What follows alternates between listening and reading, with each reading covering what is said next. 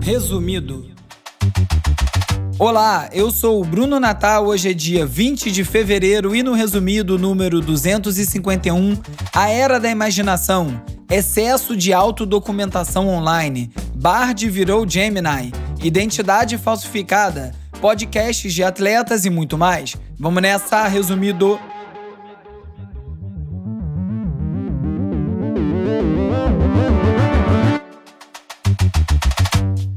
Olá, resumista! Esse é o Resumido, um podcast sobre cultura digital e o impacto da tecnologia em todos os aspectos das nossas vidas. Quem ainda não viu, atenção nas mensagens da lista de transmissão no WhatsApp, no Telegram, que eu mandei esses dias, porque lá tem o link para assinar a newsletter do Resumido. É uma newsletter. Na primeira edição, que ainda não saiu, eu vou explicar o porquê de uma newsletter. Se você não faz parte da lista de transmissão, é só você me mandar um oi pelo WhatsApp ou pelo Telegram para 21 97 969 5848. Eu vou postar o link para assinar a newsletter também lá no resumido.cc, o site do Resumido, onde eu organizo todos os links comentados em cada episódio. E vou postar também no @resumido.podcast no Instagram, no Threads e no TikTok e no @urbe, URBE no Twitter. Aliás, eu comecei a publicar vídeos lá no Reels, no Instagram do Resumido, muitas coisas no Stories também. Então, se você ainda não segue o Resumido por lá, não deixe de fazer isso para não perder esse conteúdo.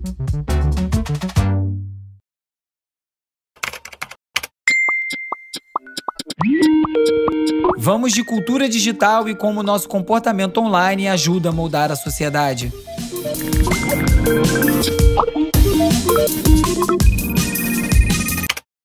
No episódio passado eu falei sobre como a gente precisa transformar tudo ao nosso redor, do trabalho, a vida pessoal, num produto digital para ser transmitido online. Virou uma espécie de nova regra do trabalho. Essa semana eu li um artigo na Dazed que fala sobre como a gente está vivendo uma era da autodocumentação exagerada. Essa prática de registrar meticulosamente cada aspecto da nossa vida cotidiana provoca também uma reflexão. Essa obsessão em documentar tudo está causando uma inversão do fluxo. Hoje, em vez de a gente estar no momento, a gente prioriza enquadrar as coisas de uma melhor forma para ser transmitido online. Quem é que nunca se pegou pensando em como filmar ou fotografar alguma coisa para postar, em vez de estar vivendo o que está acontecendo na sua frente? É uma deformação do tempo presente. Em 2012, um autor cunhou o termo Facebook Eye, ou olhar do Facebook, para descrever uma tendência que viria da gente encarar as nossas experiências através de uma lente que priorizaria o engajamento nas redes sociais em busca de curtidas e comentários. E se antes isso aí era um exercício de futurologia, 12 anos depois, hoje é a mais pura realidade. A gente fica formulando tweet na cabeça durante experiências marcantes, fica fotografando as nossas refeições antes de consumir, ou pensando em comentários inteligentes para os filmes antes até da gente terminar de assistir. No mês passado, uma edição da newsletter da Freya India, intitulada "Você não precisa documentar tudo", viralizou. A inspiração dela foi um vídeo da virada de ano em Paris que mostrava centenas ou milhares de pessoas filmando os fogos de artifício e a contagem regressiva lá nos Arcos do Triunfo, em vez de estarem ali vivendo o momento. Você deve ter visto esse vídeo. Muita gente pensou, inclusive, que era algo feito com IA, como ficou comum hoje em dia também, né? Questionar qualquer coisa, mas o vídeo era bem real. E ela, então, argumenta que a justificativa de querer lembrar das coisas muitas vezes mascara o verdadeiro motivo, que é uma busca por atenção. Essa necessidade constante de registrar os momentos mais íntimos, desde o nascimento dos filhos, até pedidos de casamento, até demissões, não gera só estresse e depressão, como várias pesquisas já demonstram, mas também consome um tempo precioso da nossa vida. E nessa, daqui a uns anos, a gente pode se arrepender do tempo desperdiçado documentando, editando, filtrando as nossas vidas para as redes sociais. Esse tempo gasto não volta, obviamente, e a verdade é que a gente também não gasta muito tempo revisitando esses conteúdos, né? Para tentar combater essa tendência, o Guardian falou de uma vila francesa com menos de 2.000 habitantes, chamada Cineport, que votou um referendo para restringir o uso de smartphone em locais públicos. Ruas, lojas, parques, proibir ficar scrollando em público. É uma tentativa de combater o excesso de tempo de tela e promover mais interações humanas, E é uma medida que não é aplicável pela polícia, mas serve como um incentivo para reduzir o uso do celular, pelo menos para provocar a discussão, a reflexão sobre o uso de celular em espaços sociais. Além disso, se os pais concordarem por escrito em não fornecer um smartphone para os seus filhos antes dos 15 anos, a prefeitura vai oferecer um telefone básico só para chamadas. O problema não é usar telas, não é postar, não é nem perder tempo em rede social. A questão é quando, por conta dos mecanismos dessas plataformas, a gente nem percebe que a gente está fazendo isso além da conta, às vezes fazendo até mais do que a gente gostaria ou do que a gente sabe que nos faz bem. A questão do excesso de tela não é novidade.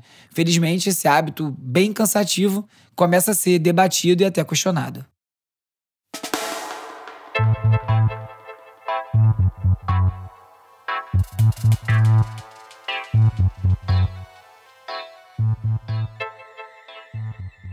Enquanto a proibição de smartphones não vira regra, funcionários estão gravando as suas demissões para postar no TikTok.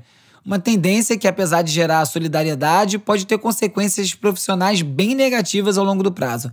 Esse tipo de vídeo viraliza porque expõe eventuais problemas da empresa e pode ser até divertido para quem está assistindo, mas os especialistas aconselham bastante cautela, já que a exposição pode afetar oportunidades futuras de emprego, especialmente quando alguém retrata a empresa de uma forma negativa.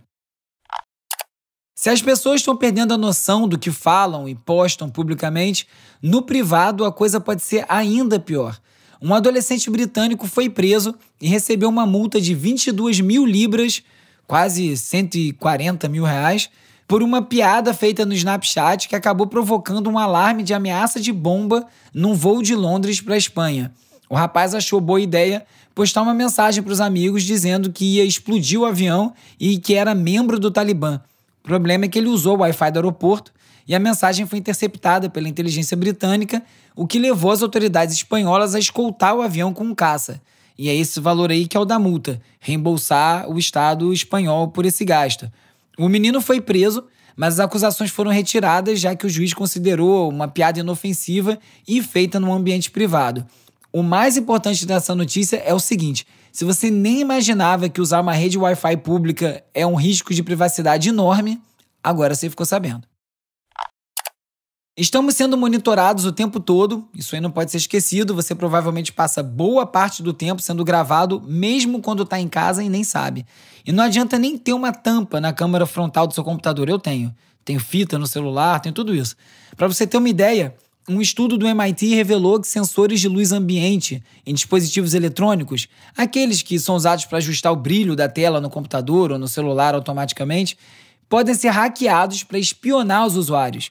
Essas pesquisas do MIT demonstraram que esses sensores podem detectar posições das mãos, gestos e até rostos humanos.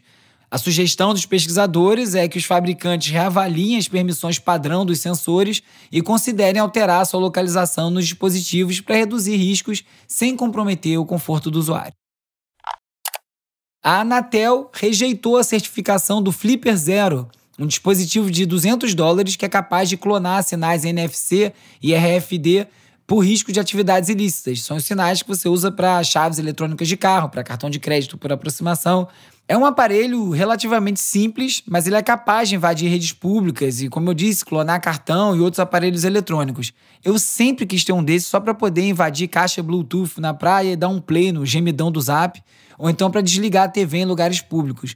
Mas agora acho que vai complicar essa compra. A decisão da Anatel foi criticada por entidades como a Electronic Frontier Foundation, que argumenta que o dispositivo poderia ajudar a identificar e também a corrigir vulnerabilidades de segurança se utilizado com essa intenção. O que é um grande se, convenhamos, né?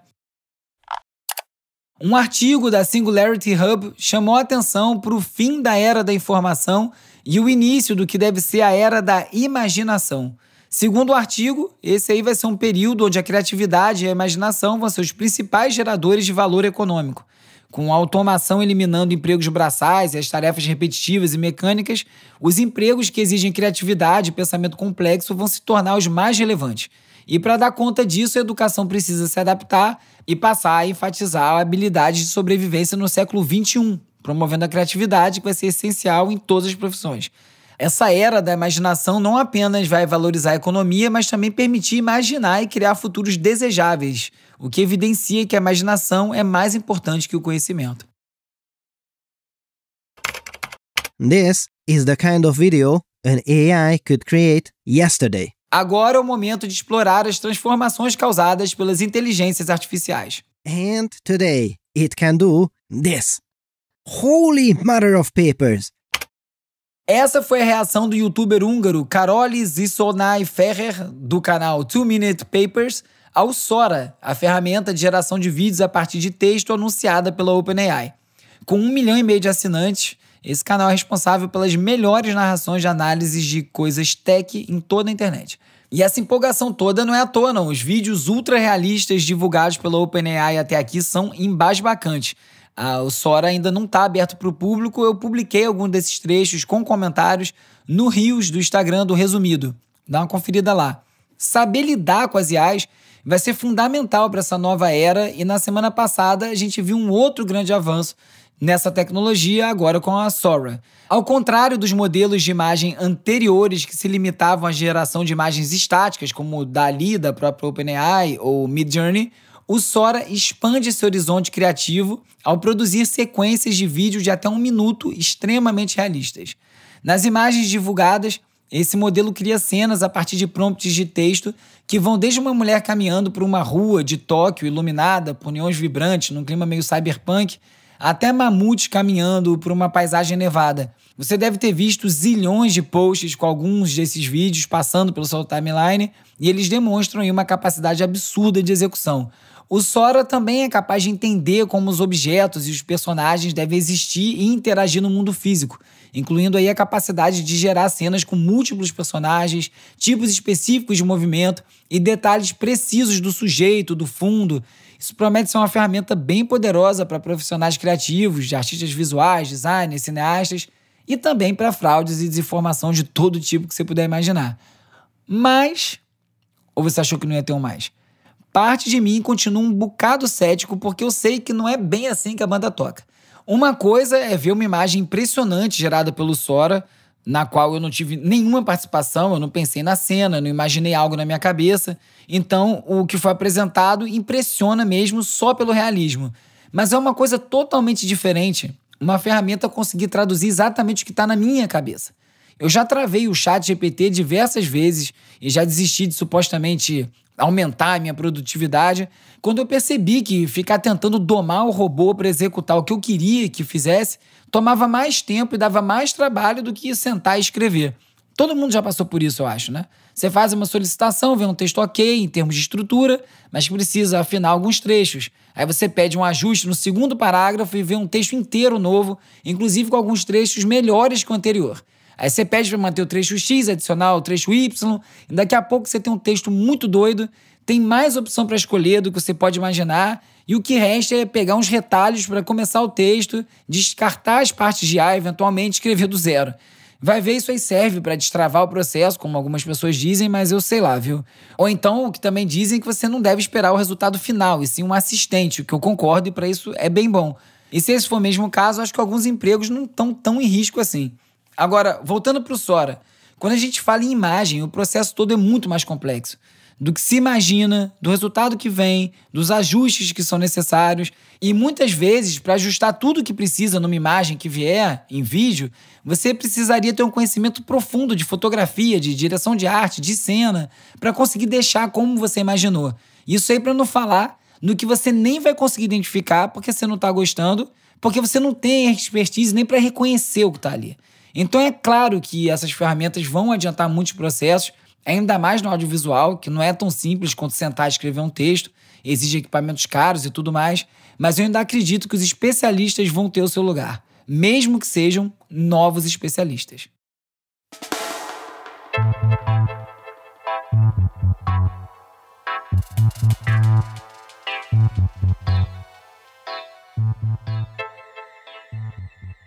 Se depender da OpenAI, a gente vai ter cópia da nossa personalidade e detalhes pessoais disponíveis, ao menos para ela, já que a empresa aprimorou o ChatGPT com uma função de memória. É isso aí. Agora o ChatGPT tem memória e consegue lembrar de detalhes das conversas anteriores com cada usuário. Se, por exemplo, um dia você perguntou qual o presente ideal para uma criança de 8 anos e depois de uns meses você pedir ajuda para elaborar um cartão de aniversário para o seu filho, o ChatGPT vai conseguir deduzir que é uma festa de 9 anos. O risco disso é o vazamento de informações, né? Se por algum motivo, um bug qualquer, alguma coisa assim, os bancos de dados se misturarem, vários dados sensíveis que alguém possa ter digitado sobre o seu trabalho, sobre sua vida pessoal, podem se tornar público e, inclusive, acessíveis por outros usuários que fizerem a pergunta da maneira correta. Ativar a memória do ChatGPT é opcional e o que é salvo pode ser apagado a qualquer momento, só que desativar a funcionalidade não impede totalmente que os dados das conversas sejam usados para treinar o modelo de IA e cair em todos os riscos que eu acabei de descrever. A OpenAI garante que as informações sensíveis como senhas ou números de segurança social serão esquecidas e está aberta a feedback sobre outros dados pessoais sensíveis. Eu vou já deixar uma dica aqui. Jamais digite sua senha em nenhum lugar que não seja o campo daquele serviço específico, muito menos numa ferramenta de inteligência artificial. Não por acaso, o Sam Altman, CEO da OpenAI, está sempre expressando preocupações sobre os riscos potenciais da IA e falando de consequências perigosas, mesmo sem intenções maliciosas de quem usa a ferramenta.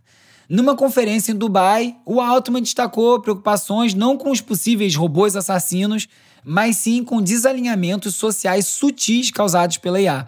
Ele defendeu a criação de um órgão internacional para regular a IA, semelhante à Agência Internacional de Energia Atômica, enfatizando que a indústria não deve se autorregular. O Altman é um proponente bem vocal de regulamentações governamentais para a IA, e aqui pode ter também uma boa dose de marketing. Esse tipo de fala alarmista faz com que o produto dele pareça mais poderoso do que talvez seja. A gente viu algo muito parecido com o caso da Cambridge Analytica, quando as denúncias de que o Facebook tinha sido utilizado para influenciar eleições pelo mundo acabou atestando a eficiência dos algoritmos do Facebook e valorizaram a empresa. Com essas falas, o CEO da OpenAI também transfere a responsabilidade de fiscalizar as IA para órgãos de regulação que ainda nem existem. Comigo não tá? Um site está utilizando IA para criar documentos falsos, como carteiras de motorista dos Estados Unidos e passaportes de vários países, cobrando $15 por imagem. Aí você pode se perguntar, isso não serve para nada, o que eu vou fazer com a imagem de uma identidade? Bom, essas falsificações estão ficando tão convincentes que empresas financeiras e corretoras de criptomoedas já aceitaram como verificação de identidade para abertura de contas. Quando você tem que mandar aquela fotinho do documento, o processo para gerar uma carteira de motorista falsa envolve o fornecimento de uma foto de passaporte e a ferramenta cria então a imagem do documento já colocado sobre um fundo que simule uma superfície real, tipo um carpete, para parecer que foi fotografado no mundo físico. A tecnologia de IA usada para essas falsificações vem sendo desenvolvida há 3 anos, com os criminosos buscando imagens de alta resolução e diversos ângulos dos documentos originais para poder criar modelos convincentes. Justamente pelos riscos desse tipo de criação com IA, a Meta planeja rotular imagens geradas por IA no Facebook, no Instagram e no Threads para distinguir entre conteúdo humano e sintético. Esse recurso é para minimizar a disseminação de imagens falsas, especialmente em anos eleitorais, que é todo ano, né, em algum lugar. A identificação gerada por IA vai ser aplicada nos conteúdos criados por ferramentas externas, complementando a prática atual de rotular imagens da Meta IA. O YouTube também anunciou uma solução parecida para os vídeos, mas tinha um grande desafio aí, né? Ao menos em relação às imagens estáticas. Basta você dar um print screen e usar a imagem gerada a partir daí para todas as marcas digitais desaparecerem. Essa medida já é um começo, ajuda a limpar ao menos o grosso das postagens sintéticas, principalmente as que também são criadas por bots, mas também se espera que esse problema causado pelos print screens também seja solucionado em breve. O governo dos Estados Unidos decidiu que apenas humanos podem registrar patentes. A orientação é para manter o foco na criatividade humana, apesar do crescente uso de IA no processo de invenção. A decisão também esclarece o foco de manter as pessoas no centro do sistema de patentes e abordando também preocupações sobre a qualidade das patentes e os potenciais litígios. O Google unificou 2 iniciativas de IA sob um único nome, Gemini, ou Gemini. Anteriormente conhecidos como Bard e Duet, os recursos de IA do Google Workspace agora vão estar integrados sob esse nome Gemini, já até mudou o nome do site. A oferta de produtos ainda está um pouco confusa, você vê que eu estou até me embolando aqui para explicar, Mas a ideia é que o Gemini seja um Google Assistant turbinado e na prática vai combinar assistente, chatbot e mecanismo de busca. Como eu falei há muitos episódios atrás, o Google tem uma vantagem de ser a base, a ferramenta que as pessoas usam para muita coisa, né? E-mail, Google Docs. Quando eles integrarem isso à suíte de produtos, vai dar um tranco grande aí na OpenAI. Condensar tudo num lugar só é o grande atrativo do Gemini, mas assim como outras IA, fica a pergunta: quem paga pelo conteúdo consultado e reproduzido? A nova função Browse for Me, ou Navegue por Mim, do navegador Arc, é um exemplo desse problema. A ferramenta de IA resume resultados de pesquisa numa única página, prejudicando a monetização dos sites que criaram conteúdo. É uma crítica que o Google também recebe em relação aos seus cards de resultados. Esse formato de resultado de busca pode privar os sites de receitas de anúncios, de assinaturas, porque apesar de incluir os links e as citações, a função coloca em xeque os modelos econômicos da web, já que acaba gerando menos incentivo para o usuário clicar no link. E clicar no link é o que faz a internet corporativa parar de pé até aqui, né? Senator, that behavior is disgusting and reprehensible. E agora é hora de falar sobre como as Big Tech moldam o nosso comportamento. Provide in-app reporting tools so that people who are being harassed or who are, have been shared inappropriate sexual content can report it. In the case of harassment or sexual content, we typically respond to those reports within 15 minutes so that we can provide help. Esse foi um trecho do depoimento do Mark Zuckerberg no Senado dos Estados Unidos 2 semanas atrás. Em 2023, as denúncias relacionadas ao abuso e exploração sexual infantil na internet atingiram um número recorde, com um aumento de 77% em relação a 2022, totalizando mais de 70 mil casos reportados à SaferNet.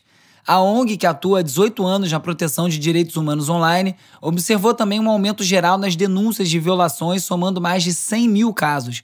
Fatores como o avanço da inteligência artificial e as demissões em massa nas grandes empresas de tecnologia, dificultando o monitoramento do que acontece por lá, foram apontados como possíveis responsáveis por esse crescimento. Além disso, crimes como xenofobia tiveram um aumento expressivo, enquanto houve uma queda nas denúncias de racismo, LGBTfobia e misoginia, um padrão que se altera em anos eleitorais. A boa notícia é que parece que as grandes plataformas estão se movimentando para tentar melhorar essa situação. A plataforma Take It Down, apoiada pela Meta e pelo TikTok, foi lançada no Brasil para ajudar na remoção de imagens íntimas de jovens da internet. Destinada a pais responsáveis, adolescentes e adultos, a plataforma visa combater a divulgação indevida de conteúdo íntimo e sextorção, permitindo que as vítimas solicitem a remoção de fotos ou vídeos íntimos feitos nas plataformas. Para isso, a Takedown utiliza um sistema de identificação digital para rastrear e remover as cópias do conteúdo nas plataformas parceiras, garantindo a privacidade das imagens enviadas. A OpenAI também criou uma equipe dedicada ao estudo e implementação de políticas voltadas para a segurança infantil em relação ao uso de IA generativa. A equipe colabora com setores de políticas de plataforma, jurídico e investigações da OpenAI, além de parceiros externos para gerenciar processos, revisões relacionadas a usuários menores de idade. A iniciativa mostra uma preocupação da OpenAI em cumprir as políticas relativas ao uso de IA por menores, já que houve um aumento no uso de ferramentas de IA por crianças e adolescentes para o auxílio escolar e questões pessoais. Preocupados com esse tipo de uso, o governo de São Paulo intensificou o bloqueio ao acesso de redes sociais e plataformas de streaming em escolas estaduais, estendendo a restrição para conexões cabeadas e Wi-Fi, com exceção de apps educativos. A medida é para otimizar a infraestrutura tecnológica para usos pedagógicos. A lista de plataformas bloqueadas inclui o TikTok, o Facebook, Instagram, entre outras, mas não foi oficialmente divulgada pela Secretaria de Educação. Pesquisas indicam uma tendência crescente no uso de smartphones para fins educacionais entre estudantes mais velhos.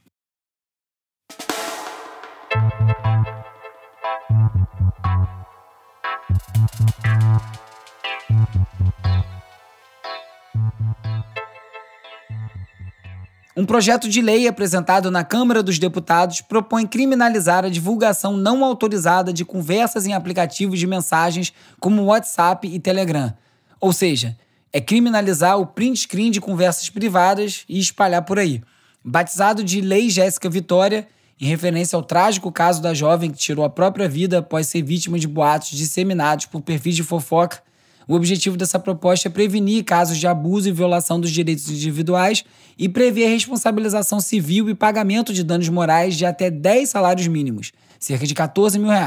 Em 2021, a STJ já havia reconhecido que a divulgação de conversas privadas sem consentimento pode resultar em indenização por dano. A rede Blue Sky, mais um candidato a destronar o Twitter, agora está aberta para todos os usuários sem necessidade de convite. A rede social busca se destacar por ser de código aberto, permitindo maior transparência e personalização dos algoritmos pelos desenvolvedores. A Blue Sky aposta na descentralização e na colaboração dos usuários para a inovação, como na criação de ferramentas de checagem de fatos. A Blue Sky registrou mais de 850 mil novos cadastros um dia depois de abrir para o público, totalizando agora mais de 4 milhões de usuários. Tá longe ainda do Threads, né, que tem 100 milhões. Usuários do Apple Vision Pro que esqueceram a senha estão sendo obrigados a ir até uma loja da Apple para redefinir o dispositivo, já que não é possível fazer o reset da senha em casa. A Apple está desenvolvendo uma atualização que vai permitir os usuários apagar todos os dados do dispositivo em caso do esquecimento de senha, sem precisar ir até a loja, mas ainda não está disponível para o público. Hell yeah! We are your hosts. I'm Travis Kelce. This is my big brother Jason Kelce. Agora é hora de relaxar com as dicas de ver, ler e ouvir. Se você gosta de futebol americano e do 49ers, como eu, ainda tá bem triste com a derrota do Super Bowl. Mas o assunto não é esse. Tem uma tendência por lá que eu não sei se vai chegar aqui no nosso futebol, mas eu acho que vale apontar. Jogadores na ativa estão apresentando podcasts para analisar os jogos que eles participam e também dos adversários. É uma prática bem pouco comum em outros esportes, mas nos Estados Unidos o entretenimento vem antes de tudo e a NFL, aliás, é líder no quesito. O Travis Kelce, namorado da Taylor Swift, tem um podcast com seu irmão. O Fred Warner, do 49ers, também tem o seu, com a sua companheira. E por aqui o comum ainda são podcasts em que jogadores, na maior parte das vezes ex-atletas ou nomes menos badalados, contam bastidores da bola. Se você gosta disso, o Charla Podcast sempre surpreende com boas entrevistas de quem menos se espera. A do André Balada, ex-Santos, é sensacional. Será que essa moda de atleta na ativa fazendo podcast vai surgir aqui no Brasil? This is Bella. O novo filme do Yorgos Lanthimos é mais uma doideira surreal. O Pobres Criaturas estrela Emma Stone, que também produziu o filme, como Bella Baxter, uma jovem mulher ressuscitada, uma espécie de Frankenstein, numa busca por autodescoberta e igualdade. Já li aí que o filme é ultra feminista e já li também que é ultra machista. Então, você que é mulher, me diz aí o que você achou do filme. O carnaval acabou, o ano começou, mas ninguém avisou o João Brasil, um homem que nunca mais dormiu. Tem que pegar, é um groovizão disco house pra embalar os rolés por aí, afinal, ainda é verão. Nesse episódio você ficou sabendo que vem aí a era da imaginação, que a overdose de post está apagando o presente, que IA está sendo usada para criar identidades falsas, da popularização de podcasts feitos por atletas e muito mais. Se você gosta do Resumido, recomenda para mais gente. É muito importante, ajuda demais. E também não deixe de curtir, assinar, seguir, dar 5 estrelinhas na plataforma que você estiver escutando esse episódio agora. Se for na Apple, deixa também uma resenha. Pega sol, pega onda, pega mão, pega bofe, pega gata, pega senha. O Resumido tem o apoio do Instituto Vero. É produzido e apresentado por mim, Bruno Natal. O roteiro é escrito por mim, pelo Agenor Neto, com a colaboração do Carlos Calbuque Albuquerque. A edição e mixagem é feita pelo Hugo Rocha. As redes sociais são editadas pelo Lucas Vasconcelo, com design do Thiago Duarte e animações do Peri Selmanman. A foto da capa é do Jorge Bispo e o tema original foi composto pelo Gustavo Silveira. Eu sou o Bruno Natal, obrigado pela audiência e semana que vem tem mais Resumido. Esse podcast é apoiado pelo Instituto Vero. Resumido.